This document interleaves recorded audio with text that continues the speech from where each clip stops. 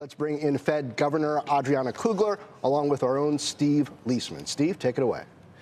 Hey, Jonathan, thanks very much. I am here in San Francisco at the annual meeting of the American Economic Association, where something like 5,000 economists are descending on the city. I don't think they can set it straight, but in any event, they'll try.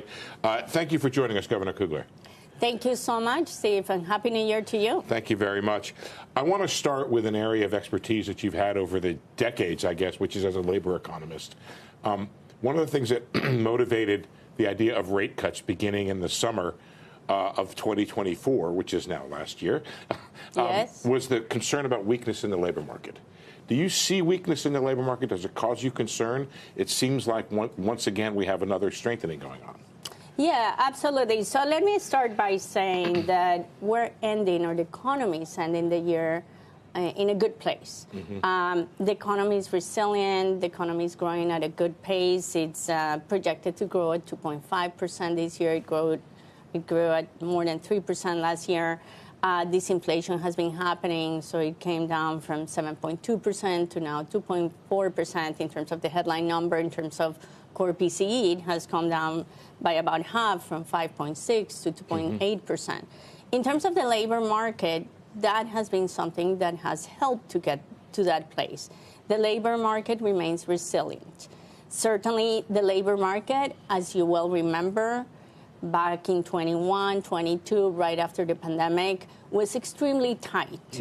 A lot of people left the labor market. There were excess retirements. People left in the prime age group to go and take care of their children because they had to make choices.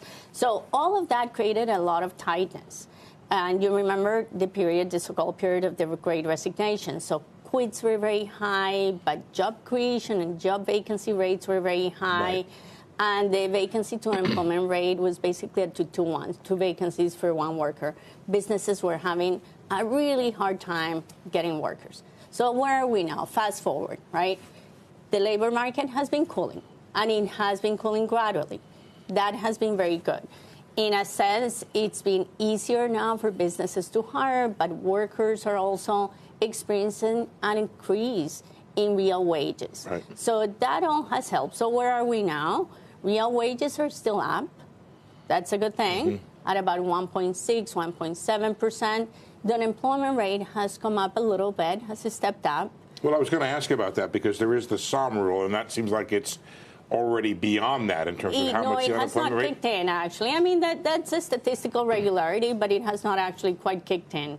It's so it doesn't make you concerned about a recession when it comes to. No, I think the key, again, is that this has been gradual. The unemployment rate has been increasing gradually.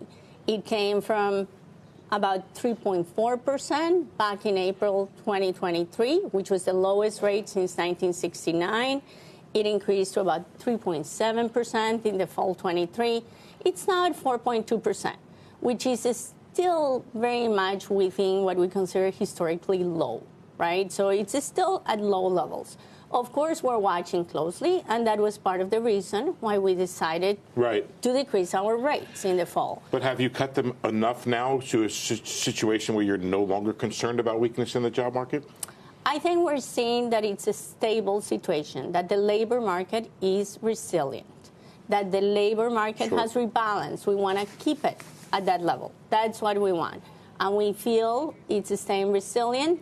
The unemployment rate is not increasing rapidly like it has increased in prior recessions. Now, one of the things you've talked a lot about, and I've talked about it for 20 years, is productivity. And it is stronger now, more efficient, the economy being more efficient. What does that do to monetary policy? Does it mean the economy can run hotter for longer? But does it also mean that you need to have a higher funds rate because of that? Yeah, that's a great point. I think, productivity is one of those supply shocks, together with population growth and the supply of labor growing. Those two shocks have really helped us to achieve the situation that I mentioned at the beginning, of having a healthy economy together with quite a lot of disinflation. It allows the economy, as you just said, to run a little hotter, right? It means that we can reduce prices while at the same time expanding economic activity. That's exactly what productivity growth means. And I've been a productivity optimist now for more than a year. And as it turns out, in September 2024, the BEA revised its national accounts and decided to, exactly. So that's exactly what we're seeing. And I would say there are a few reasons for that. One is business formation. Business formation has been unprecedented, and that really helps increase productivity. The second one is a lot of these new businesses coming to the tech sector. And the third one is that there has been a lot of sectoral reallocation, some of that which happened earlier during the Great Resignation, but it has continued. Right fitting of the employer with the right employee. Exactly. But let's talk about some changes that might be coming on the way. Ideas like tariffs and immigration. Do they work against this productivity that you're optimistic about? So I'm not going to comment. As you know, we don't have purview over immigration and tariff policies, so we don't comment on those policies. But of course, we're policymakers and we're forward-looking, so we consider a wide range of plausible scenarios that may be coming forward. We don't know exactly what those scenarios will be, what the actual implementation of those policies will be. So, yes, immigration has been helpful so far in helping us to rebalance the labor market, generate wage moderation, and in turn generate moderation in services inflation. That's what we know so far. What is going to happen forward? We don't know. Immigration has been slowing down in the second half of 2024. It could continue to slow down. We don't know. We don't know by how much, and that's to be seen. Fed Chair Powell at the last press conference said there were three types of Fed officials. One type incorporated coming policies from the Trump administration in their forecasts. Another type didn't, and a third didn't say. Which one are you? So, as I said, there is a wide range of views within the FOMC, and I think everyone is considering this wide set of plausible scenarios that could be coming our way.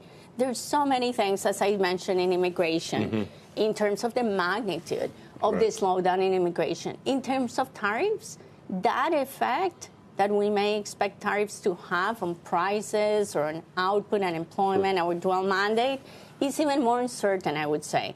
It will depend, for example, on the permanence of the tariffs. It may depend on whether there's retaliation or not. It may depend on whether the tariffs are imposed on a small set of countries or a wider set of countries in terms of whether you can substitute from other imports from other countries. It may depend on whether final goods or intermediate goods are taxed. And then, if intermediate goods are taxed, it could be that it's passed through to supply chain networks. So there's a wide set of scenarios, and I think everybody's considering that wide set of scenarios. I have two more things I have to ask you about. First is inflation. It's been kind of stagnant for like 5 months. You haven't made much improvement. How much concern do you have over the as the improvement stalled? Yeah, I think we're all looking closely at this. I have to say we saw that in the first quarter of 2024. There was that bump. And now we're seeing a bump again. September, October, November looked a little better. But we're seeing potentially that we're traveling another bump, and we want to make sure that that is indeed just a bump and not something more permanent. I would say part of the reason why we saw that bump is because non-market prices accounted for much of that increase, and those are imputed prices. Those are not prices just that FYI, are well measured. folks at home, Fed Governor Kugler was the former chief economist for the Labor Department, so you know this stuff like the back of your hand. Absolutely. CPI data, all the labor data, that's my cup of tea. So before I let you go, the market has priced in the following for the Fed this year. It's pretty sure about one 25 basis point rate cut and can't really make up its mind about a second one. How well does that comport with your view of where rates are going to be this year? Again, we are data dependent and we're data trend dependent. And on top of that, of course, we have to be forward looking to see what actually happens in terms of any potential policy changes. So, one thing is what we wrote in December. Another thing will be what we write at the end of January and what we'll write in the next SEP, which comes in March. But you don't think the market is off base in its view or is close to your view? How would you characterize it relative to your view? I would say, the mean came down from 100 basis points in 2025 to 50 basis points. And so there is a view that we can take our time to slow down maybe the pace to be more gradual, precisely because of what you just mentioned, for example, that bump that we saw at the end of the year, until we see that gets resolved. If, on the other hand, unemployment for some reason doesn't continue to be as resilient, we would be ready to act in a different direction. So it's, we're always responding and seeing what is happening in front of us.